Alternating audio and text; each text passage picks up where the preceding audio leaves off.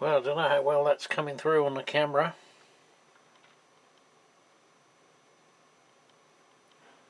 That's it's an old, well, I suppose tungsten type candle bulb. It's not one of the modern LED jobs.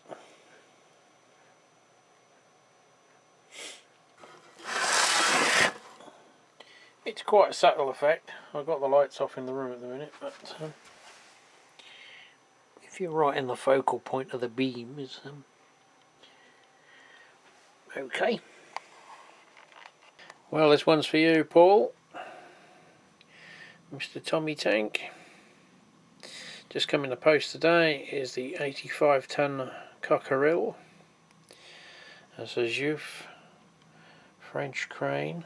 I think also this was marketed by them as a Great Western crane also. I have seen the crane advertised, but very hard to find one with everything there.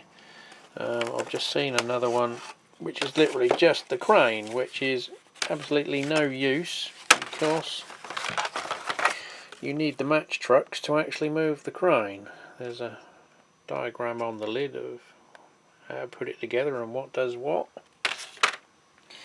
but this one is all complete. You've got the two match trucks, two flat wagons, the feet, they're usually the bits that are missing. There is another one on for more money than I paid for this one, and it's only got two of the feet. And the other pair are there. They attach to the little outriggers that come away here, which is also these little pins locating the trucks. For some reason my camera's not focusing very well today, but I will just get it out of the box. It's very dirty and dusty. I would say it's probably 1970s, I would guess, but it looks to be all complete and operational, so we'll haul it out and set it up on a bit of track. That's better. If I set the camera on automatic, the focus works a lot better than me trying to mess about with it. So there's the little bogie match truck type things that sit on the outriggers. They just locate on that little beam across there. So here she is, all set up on the bogies, the trucks. Seems to be all complete and operational. The jib goes up on that little thumb wheel there, which I suppose doubles as a chimney. I don't know what that little bit is there. Nothing comes with it. There's a little wheel at the back there just below, which does the actual hook raising and lowering. So that pivots there on that bogie frame. Same arrangement up front, and then it couples to a couple of flat wagons, the final one carrying the feet. No coupling on the front there, but I did notice it's got the old knuckle type fittings. Probably I would say it's been removed and someone's had a Hornby or something on the front of it possibly. Looking at the underframe, I will show it in the next segment there. It looks like it could probably have a Hornby decoupling put on because there's another two holes, but I might see if I've got a swinging NEM pocket that will screw in, if I can find a suitable little screw, and do it. That looks very similar to the Rocco crane jib, so I don't know whether they shared components even back then.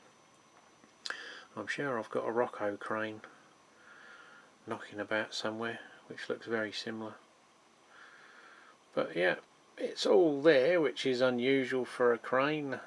How many of us have got a Hornby one with the legs missing or the chimney cap? But yeah, to find one, it was the only one on eBay that's actually complete.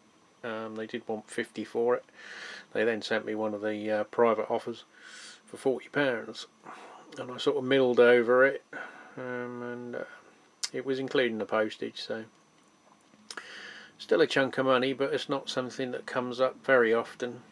complete. So I thought, well, you know, sod it. That's the underside of the truck there, so as you can see there's two holes there, possibly for fixing a Hornby type coupling at some stage, and then that one there was for the original fitting. So I'm sure we can fabricate something. One of these people that takes something apart because there might be something useful in it, like electric motors out of CD drive units, because those little tiny elusive screws might come in useful for a job. So I've just dug this box out, or bag out, because I think I found an M coupling that will fit over there and be pretty much the right height. But do you think I can find a bloody screw long enough to go through that and bite into that? No. All the crap I keep, little packs in places in toolboxes, and still I have no dividends. Well, I looked long and hard and waited patiently to find a Norfolk and Southern. So when one came up, and I managed to win it for a not unreasonable price,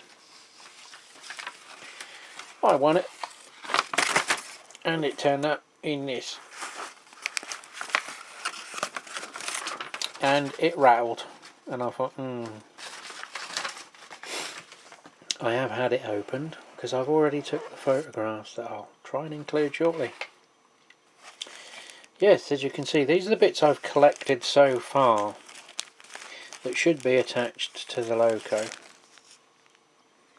Snow plough, 3 of the steps, various pistons that should be attached to the bogies, handrails or hand grabs that should be on the front of the cab.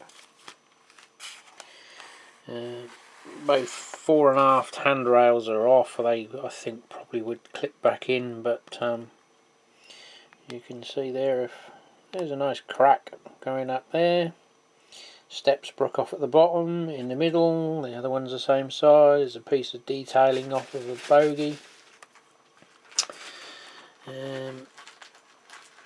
Same at the back there. I think there's 3 missing, and there's 1 glued on, but there's only 2 in the box, so probably during its life another one's fell off. There's some minor bits that you could glue back on, but obviously the front step portion is cracked. Steps are snapped off, as you can see in here. Because what's been happening is in the box it can move about 1/4 of an inch.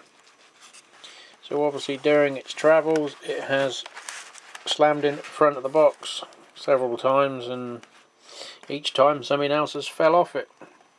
So a simple little bit of foam would have stopped that, and double boxing it would have been an even better idea. So now I have to send it back, get a refund, and wait for another one to turn up, and it will probably happen all over again.